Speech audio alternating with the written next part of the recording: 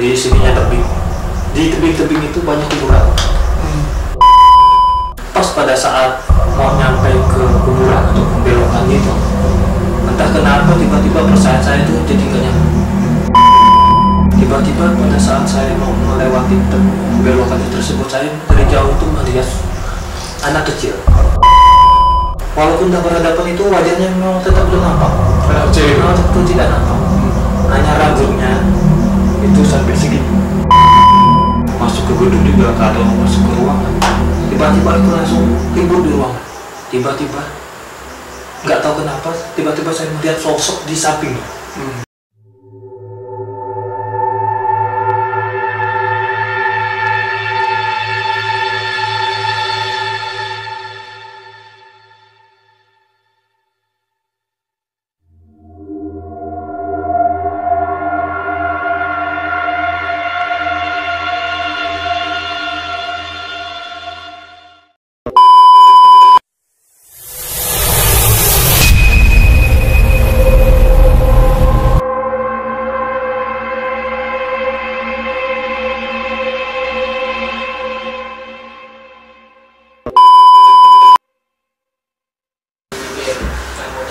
Selamat malam teman-teman, kembali lagi di channel kami Activity di segmen Horror Experience.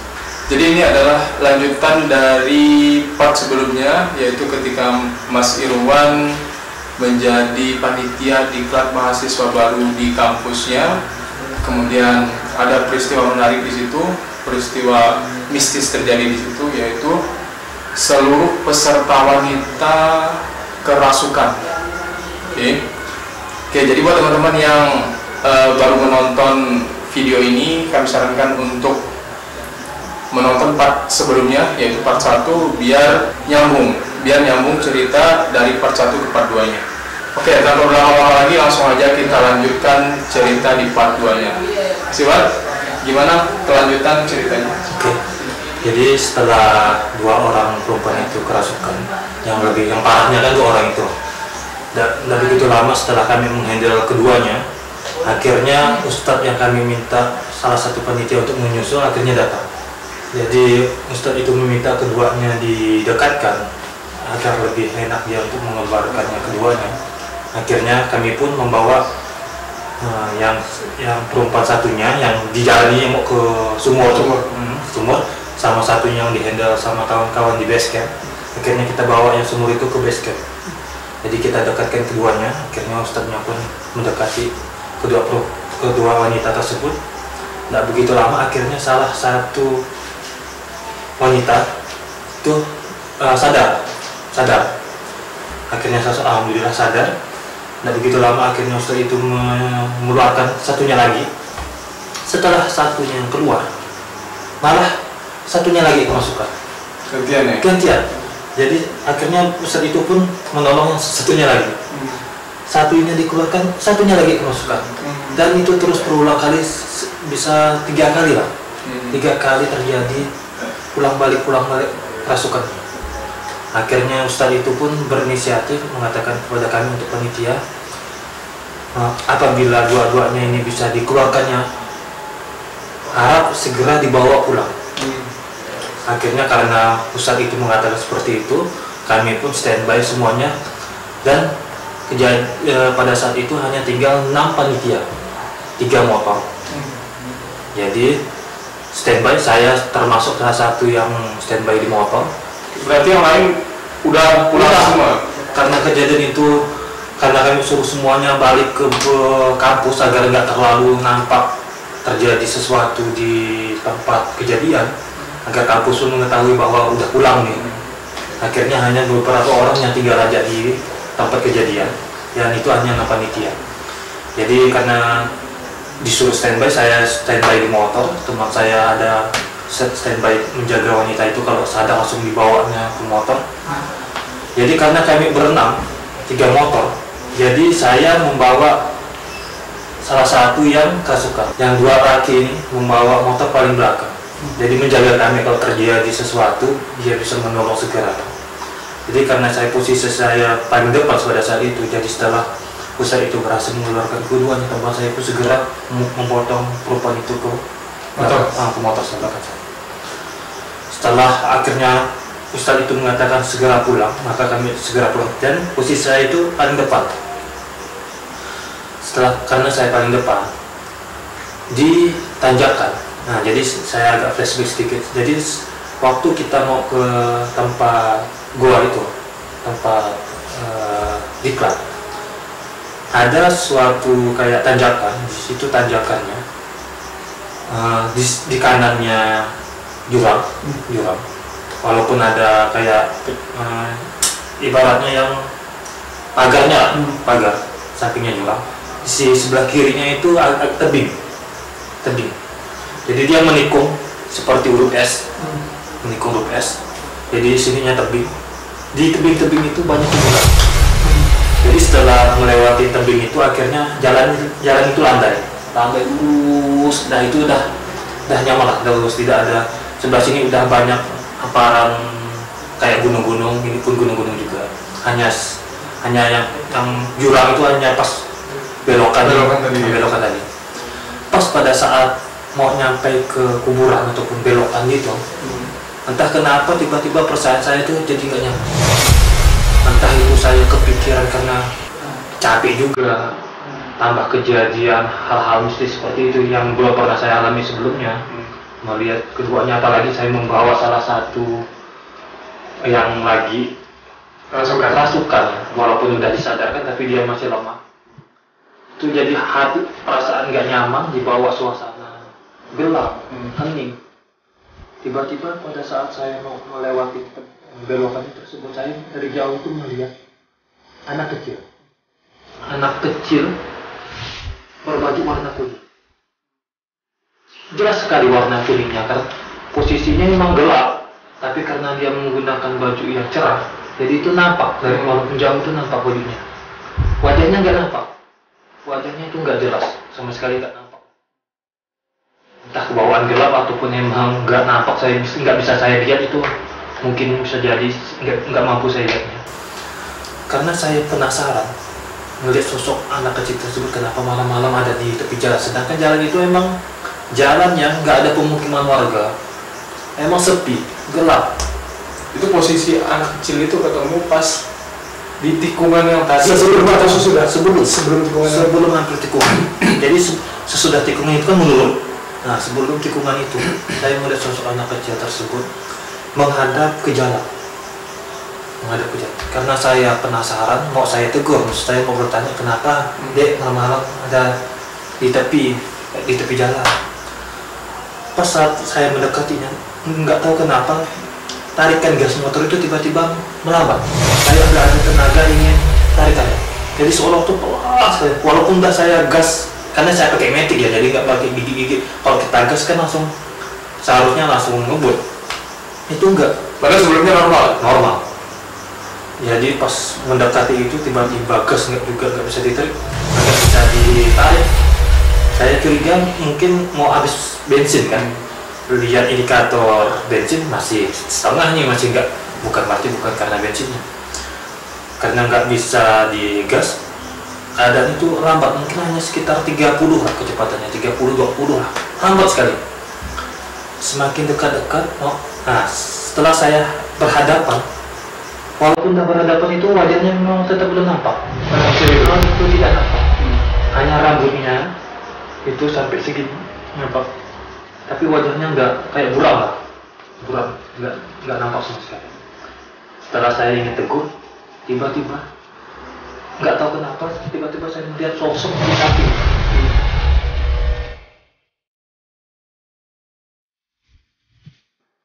Jadi di tempat itu ada kayak tempat jembatan, bukan jembatan sih, kayak tempat duduk. Jadi tempat duduk, nggak tahu juga itu tempat duduk apa, hanya berduduk semen. Jadi anak itu berdiri di samping semen tersebut. Tiba-tiba ada sosok di semen tersebut menghadap ke arah gunung ataupun jurang. Itu berlawanan. Jadi saya nggak bisa melihat wajahnya, tapi melihat rambutnya tuh sampai ke bawah pantat. Bajunya warnanya kusam, putih tapi warnanya putih-putih kusam. Rambutnya keriting, acak-acakan. Setelah saya ingin menegur, tiba-tiba wanita ini ya, wanita yang di samping ini menoleh pelan. Nah, setelah dia menoleh pelan-pelan, perasaan saya sudah makin rasanya tuh panik, takut, langsung berkeringat juga posisinya. Semakin dia melihat, semakin saya takut. Walaupun belum nampak, tapi hawa rasanya tuh semakin menakutkan. Tiba-tiba nggak lama wanita itu ingin makin menemui teman saya yang di belakang, yang 2 orang itu yang ibaratkan menjaga kami kalau terjadi apa-apa, itu langsung menepuk saya, mendekati saya tuh, kenapa kok menambah sih? Cepat. Setelah dia menepuk, nggak tahu kenapa motor itu langsung bisa lagi. Nggak tahu ya, itu mungkin entah saya melihat halusinasi saya atau emang benar saya melihat seperti itu.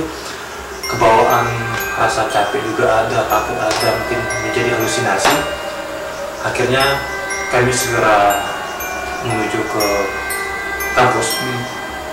Setelah sampai ke kampus, di perjalanan tidak terjadi apa-apa. Setelah itu nggak terjadi apa-apa, aman-aman saja. Sampailah di kampus.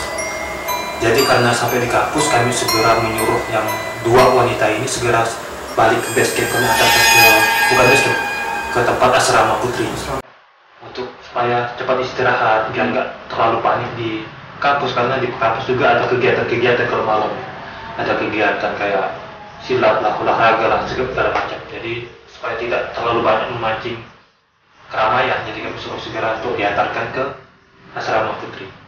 Karena saya masih penasaran ya, mungkin apa itu halusinasi saya atau apa itu. Saya akhirnya bertanya teman saya yang di belakang, apakah dia melihat yang apa yang saya lihat gitu. Jadi dia mengatakan bahwa emang dia lihat, tapi hanya sosok anak kecil yang berbaju kuning. Tapi kalau sosok yang di sampingnya yang duduk berhadapan ke jurang itu nggak melihat. Jadi nggak melihat, hanya sosok anak kecil dia melihat. Karena dia melihat sosok anak kecil itu karena fokusnya ke yang kerasukan. Jadi saya sedikit lupa, pada saat kami melihat anak kecil itu, tiba-tiba memang yang kerasukan itu juga bergerak. Dalam artian dia berontak lah, kayak mau berontak, mau menggigit sini saya. Karena teman saya yang panik ataupun mengamankan si wanita ini, mungkin dia teralihkan dari melihat sosok yang besar itu. Jadi dia fokus mengamankan si kerasukan ini supaya tidak bergerak terlalu banyak, karena kan juga di jalan kan, takutnya tumbang atau gimana susah lagi. Jadi singkat cerita, sampailah di kampus. Setelah kita mengatakan yang kerasukan itu di asrama putri, kami pun pulang, semuanya pulang. Dan malam itu saya pikir udah selesai lah, mungkin besok juga udah aman-aman saja lah. Tiba-tiba besok saya masuk, jadi saya ada jadwal pagi, saya datang jam 7 di kampus dengan teman saya juga, karena kami sekelas kan. Jadi pada saat kami nyantai di depan kelas, di ruangan, kami juga sudah santai-santai ngobrol, wah udah aman nih, nggak mungkin terjadi apa-apa lagi. Tiba-tiba kami melihat yang kerasukan ini, maba ini yang kerasukan ini, yang kecil, yang mau ke sumur nih, yang ke sumur yang lebih aktif nih, tiba-tiba datang. Karena mereka ada kegiatan lanjutan kan, karena kegiatan di klub itu nanti ada ditambah lagi, ada kegiatan lain, tapi hanya di dalam gedung, di ruangan. Jadi kami melihat wanita itu udah segar, udah fresh, udah ngobrol-ngobrol sama teman-temannya. Wah, kayak merasa udah tenang nih, wah udah normal ya, wah udah selesai lah nih, nggak terjadi apa-apa lagi. Gak lama kemudian, selang 10 menitan, datang juga nih yang satunya lagi nih, yang kerasukannya. Begitu juga, udah fresh, udah nyaman, udah tenang, wah udah aman kayaknya. Gak lama kemudian, setelah perempuan atau maba yang kedua ini masuk ke gedung juga, atau masuk ke ruangan, tiba-tiba itu langsung ribut di ruangan. Karena banyak teriakan ataupun ribut, akhirnya saya yang dengan teman saya di depan ruangan ini keluar juga mencari menuju ke tempat mereka kumpul. Rupanya pas kami masuk ke dalam, emang udah 2 orang itu emang udah kerasukan lagi, udah berontak lagi. Jadi maba-maba yang sebelumnya, yang perempuan-perempuan selanjutnya yang sebelumnya yang terjadi diklat kan emang kami suruh pulang tuh kan emang udah melihat kejadian tersebut. Itu histeris lagi. Jadi karena semuanya histeris, datang juga dosen saya ada di tempat itu, suruh semuanya untuk keluar. Itu keluar, akhirnya tinggal 2 wanita yang memang yang kerasukan suara itu diamankan terus dibawa ke asrama lagi, karena asrama antara asrama perempuan itu antara yang kerasukan cewek yang kecil sama yang besar itu emang beda, karena asrama putri itu dibedakan antar kota. Jadi misalnya kota A di sini emang beda-beda. Jadi karena ini lain kota antara dua kota ini emang bisa, jadi tiba-tiba menyatu, tiba-tiba terjadi hal seperti itu lagi. Akhirnya semuanya disuruh keluar dan wanita yang 2 itu disuruh balik ke asrama lagi.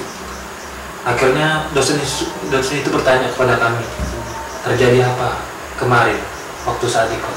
Akhirnya teman saya, ketua panitia, akhirnya bercerita ke dosen tersebut. Dosen tersebut marah.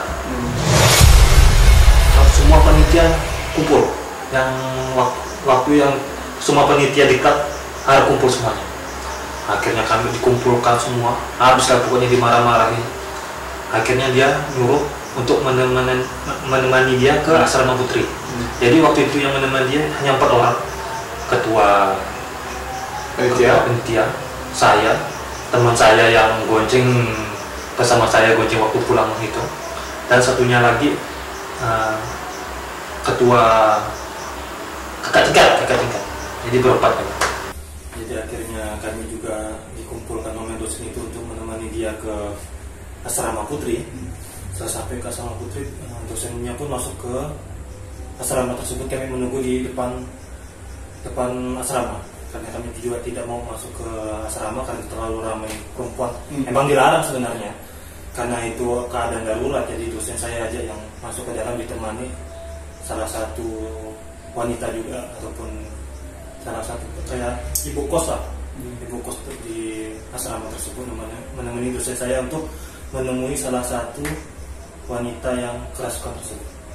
Setelah berapa lama kami menunggu di depan, akhirnya dosen itu keluar. Langsung dosen itu mengatakan bahwa kita harus nanti malam melakukan ritual. Ketua panitia itu bertanya, ritual apa Pak? Kok sampai harus ritual maksudnya? Kenapa nggak dikeluarkan aja? Karena ketua panitia bertanya seperti itu, dosen saya pun akhirnya cerita. Jadi waktu saat dia mengeluarkan makhluk tersebut dari yang kerasukan, dia itu berkomunikasi dengan makhluk tersebut. Jadi makhluk tersebut mengatakan dia emang penghuni ataupun emang kayak penunggu di gua tersebut. Disuruh pulang, tidak tahu jalan pulang. Lalu dosen saya bertanya, kenapa kok bisa nggak tahu jalan pulang? Ini kan masih daerah Malang maksudnya. Kalau kamu emang penunggu di situ, seharusnya tahu lah. Masih di kota Malang kan. Lalu dia pun bercerita bahwa dia itu korban. Jadi dulunya gua tersebut emang peninggalan Jepang. Jadi mereka adalah korban-korban disuruh untuk membuat terowongan tersebut ataupun gua tersebut gitu, menampung senjata untuk perang. Jadi mereka ini adalah pribumi yang diambil dari daerah-daerah lain di luar kota Malang. Jadi mereka dibawa perempuan laki, akhirnya dijadikan satu di tempat tersebut untuk bekerja untuk membuat terowongan tersebut. Di dalam pembuatan terowongan tersebut diceritakan makhluk tersebut mereka tuh mendapat penyiksaan yang luar biasa. Tidak dikasih makan, tidak dikasih minum. Mereka apabila tidak bekerja dicambuk, dan ada juga banyak yang dipenggal karena tidak lagi bisa, ibarat tidak bisa bekerja, tidak ada tenaga karena itu dianggap tidak berguna, maka akhirnya mereka dibunuh ataupun dipenggal. Karena hal tersebut, karena makhluk tersebut nggak bisa pulang, akhirnya dikeluarkan, akhirnya masuk lagi. Karena katanya kalau emang mau dikeluarkan mereka, dia minta diantarkan balik lagi ke sana. Karena dosen saya, maka nanti malam kita menggelar itu.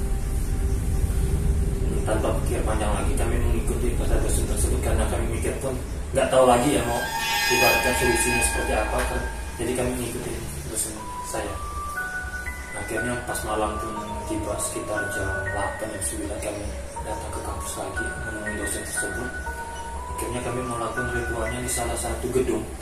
Gedung itu emang belum juga selesai, emang lagi dibangun tiga tingkat ya. Gedung baru lah. Jadi tingkat pertama udah, tingkat kedua udah, tingkat ketiga yang belum. Jadi tingkat ketiga itu belum ada atap, masih terbuka, masih walau pancang-pancangnya yang ada di sisi-sisi. Jadi kami berdiri di situ, kami ngumpul di situ. Jadi masih juga empat panitia sama satu dosen. Jadi kami disuruh buat lingkaran. Jadi kami melingkar, disuruh dosen saya melingkar dan rapat.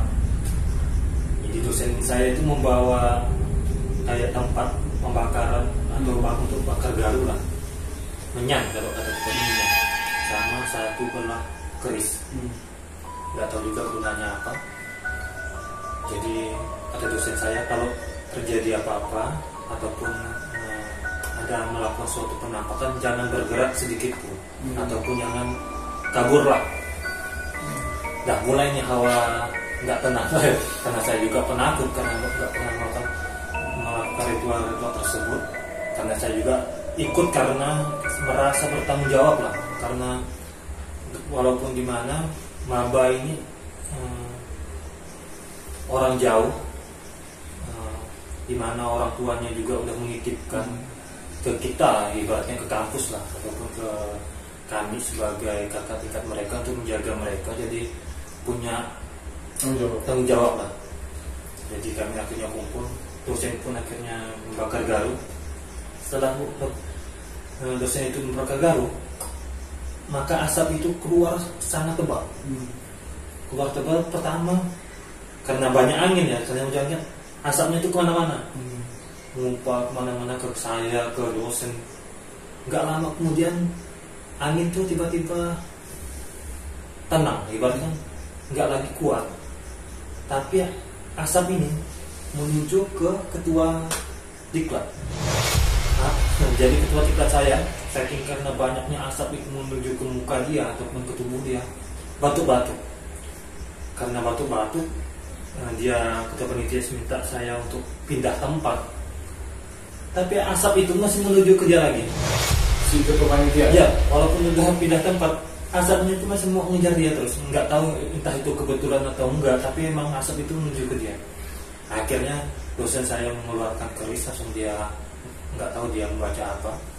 Akhirnya dia bilang ke kami semua, kita harus besok sorenya kita harus membawa 2 wanita maba ini balik lagi ke gua tersebut. Ya, karena udah nggak bisa dibalikin secara paksa, maksudnya nggak bisa secara paksa kita balikin, udah nggak mau lagi, karena mereka juga nggak terima, ibaratnya nggak terima karena kalian udah melakukan kesalahan. Apa kalian melakukan kesalahan di sana, saya juga nggak tahu, tapi mereka juga tidak mau balik secara paksa, diusir secara paksa. Mereka ingin diantarkan balik secara baik-baik. Akhirnya tidak lama kemudian ketua panitia saya pun mengatakan nggak mau ikut. Jadi karena takut, jadi dia bilang kamu yang harus pergi, kamu yang harus ikut karena kamu yang bertanggung jawab dalam program juga ini. Jadi karena udah dosen saya mengatakan seperti itu, kami pun pulang.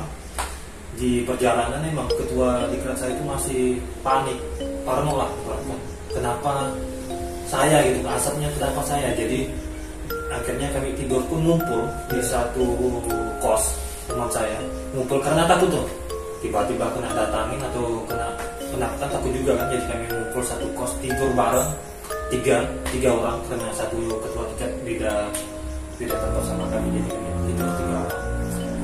Jadi singkat cerita besok paginya masih aman-aman aja. Tapi yang kerasukan ini memang tidak boleh keluar dari kamar, tidak boleh keluar dari kamar, pesan dari dosen saya. Jadi teman-temannya pun hanya masukin makanan ke kamar dia atau berikan air minum. Info dari teman-teman satu asrama yang kerasukan maba ini, yang mengatakan bahwa wajah teman dia itu pucat, pucat tanpa ekspresi. Waktu diajak disuruh ngobrol pun tidak menjawab, diberi makan pun hanya diam, tapi dimakan, tapi ada ekspresi wajahnya. Belum bisa diajak komunikasi ya? Belum bisa diajak komunikasi. Karena kami menunggu sore ya. Jadi kebetulan waktu sore itu saya tuh ada kegiatan lain yang mungkin tidak bisa ditinggalkan waktu itu. Jadi saya minta izin ke dosen saya untuk tidak bisa ikut waktu itu. Dan dia dosen saya mengatakan bahwa kamu sih nggak apa-apa nggak ikut, yang penting ketua panitia nih yang harus ikut. Karena ketua panitia panik, dianggapnya nggak, kenapa harus saya sendiri yang ikutnya. Akhirnya saya pun mengajak beberapa kawan-kawan untuk pergi bersama dia dan kakak tingkat ikut juga. Jadi ya dosen saya pergi menemani pakai mobil, dibawanya dua orang ini yang kerasukan ini sama ketua panitia saya satu mobil, yang lainnya itu pakai motor. Jadi ini saya diceritakan oleh teman saya ini yang ketua panitia. Di perjalanan itu aman-aman saja sampailah ke gerbang. Jadi awal cerita saya sebelum kita mau menuju tempat tersebut, gerbang desa ya. Gerbang desa ataupun gang lah, mau masuk sebelum gang itu ada gerbang. Sampai ke gerbang tersebut, nah itu udah mulai tiba-tiba maba ini yang di awal-awalnya bisa diajak ngobrol walaupun dia terlalu banyak ngomong tapi bisa senyum-senyum ataupun ketawa, bisa berkomunikasi. Tiba-tiba pas mau menuju gerbang tersebut tiba-tiba diam, wajahnya pucat kayak panik, berkeringat. Nah di situ pas turun dari mobil memang waktu pun memang ajan. Nggak tahu entah kebetulan memang dosen saya minta jam tersebut nunggu ajan atau selesai, tapi memang pas sampai ke gerbang itu ajan. Setelah ajan selesai tiba-tiba mereka turun dari mobil mau masuk ke gerbang tersebut menuju ke lokasi gua. Nah di situ yang aneh, dan dua-duanya itu memang nggak tahu bahasa Jawa, nggak tahu tarian Jawa. Tiba-tiba mereka itu menari tarian Jawa kayak jaipong lah. Sambil bersenandung di sepanjang jalan sampai menuju ke gua tersebut. Saking kata dosen saya pun merasa aneh, tapi maksudnya dibiarin aja, kita jaga kanan kiri sama depan jangan, supaya nggak terlalu kemana-mana. Jadi sepanjang jalan kata teman saya mereka bersenandung dan menari jaipong sampailah ke depan pintu gua. Sampai ke depan pintu gua mereka tiba-tiba diam, sujud, bukan sujud dalam artian berbaring lah.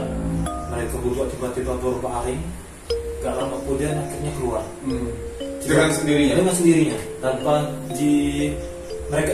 Jadi dosen saya itu hanya menemani, dengan penelitian hanya menemani mereka dari depan pintu gua sampai ke gua itu. Mereka bersenandung sampai nari-nari lah sampai ke depan ke gua. Akhirnya mereka berbaring, akhirnya keluar sendiri. Jadi di situ dosen saya ingin memastikan apakah memang udah keluar atau belum. Akhirnya diajak ngobrol, akhirnya mereka pun sadar. Mereka sadar, tidak tahu maksudnya kok tiba-tiba mereka ada di sini. Mereka juga nggak tahu mereka diajak pakai mobil ke gua, nggak sadar. Tahu-taunya mereka sedang berbaring di asrama. Kok tiba-tiba bangun-bangunnya di depan gua. Nah itu yang disampaikan oleh teman saya. Nah, setelah itu sih nggak ada kejadian aneh-aneh, alhamdulillah. Sampai seminggu kejadian pun udah aman-aman aja lah. Demikian cerita malam ini bersama narasumber kami, Mas Irwan. Jangan lupa dukung terus channel kami dengan share sebanyak-banyaknya video ini. Buat teman-teman yang punya cerita menarik juga boleh disampaikan di Instagram kami langsung atau komentar di bawah. Oke, sekian untuk cerita malam ini. Sampai ketemu di video-video selanjutnya. Assalamualaikum warahmatullahi wabarakatuh.